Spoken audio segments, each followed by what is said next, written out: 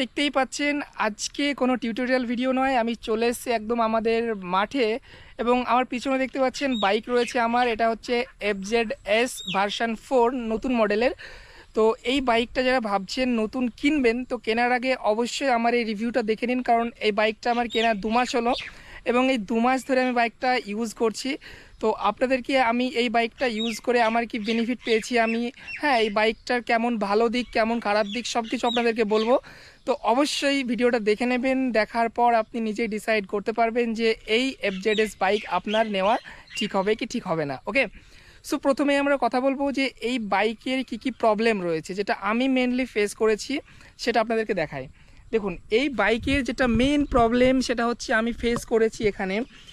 এর যদি আপনাদেরকে আমি ব্যাক ক্যামেরা দিয়ে দেখুন, এর এখানে যে রয়েছে আপনার গিয়ার শিফটিংয়ের কোনো কিছু দেখায় না, মানে আপনার গাড়ি যে কত গিয়ারে রয়েছে সেটা কিন্তু আপনারা এখানে দেখতে পাবেন না এই গাড়িতে। এটা একটা সব থেকে মাইনাস পয়েন্ট আমার কাছে লেগেছে।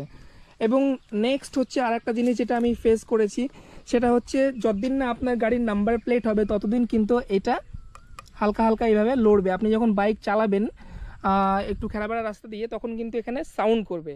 এটা আমার কাছে খুবই মানে প্রবলেম লেগেছে। আমি এটা শোরুমে বলেছিলাম, বাট তারা বলেছে নাম্বার প্লেট লাগানোর পর এটা ঠিক হয়ে যাবে। বাট এরকম দেখতে পাচ্ছেন কীরকম করে লাফাচ্ছে। প্রবলেম যেটা সেটা হচ্ছে যে এই বাইকের সাথে আপনার কোনো রকমেরই ইঞ্জিন গার্ড আসে না। ইঞ্জিনের যে ক্র্যাশ গার্ড থাকে দেখতে পাচ্ছেন, এটা আমি আলাদাভাবে লাগিয়েছি, বাট এটাতে কিন্তু থাকে না।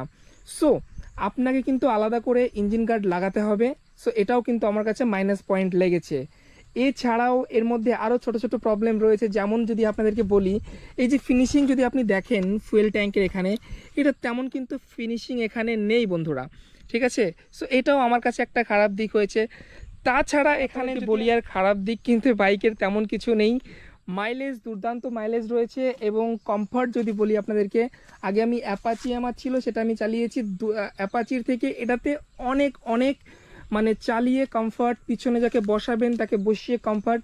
যদি আপনি লেডিজও বসান পিছনে, তো সেক্ষেত্রেও আপনি এখানে আলাদা শাড়ি গার্ড লাগিয়ে নেবেন, দেন লেডিজও বসতে পারবে, কোনো রকমের প্রবলেম ছাড়াই এখানে বসতে পারবে, ঠিক আছে।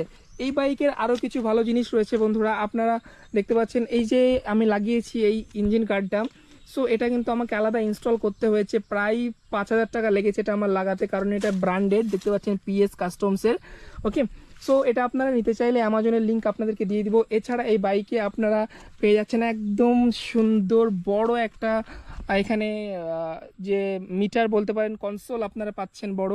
ওকে, এছাড়া আপনারা এখানে যে এর ডিআরএল রয়েছে, ইন্ডিকেটার রয়েছে, এগুলো কিন্তু সম্পূর্ণরূপে LED দেওয়া হয়েছে, হ্যালোজিং নয় কিন্তু। এবং সামনের লুক আপনারা দেখতে পাচ্ছেন, এবং এইদিকে দেখতে পাচ্ছেন ডিস্ক রয়েছে।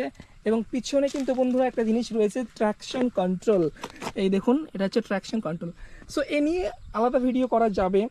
ওকে, সো যারা ভাবছেন যে এই বাইকটা নেবেন 1.5 লাখ টাকার মধ্যে, এই বাইকটার অন রোড প্রাইস হচ্ছে 1,53,000-এর আশেপাশে।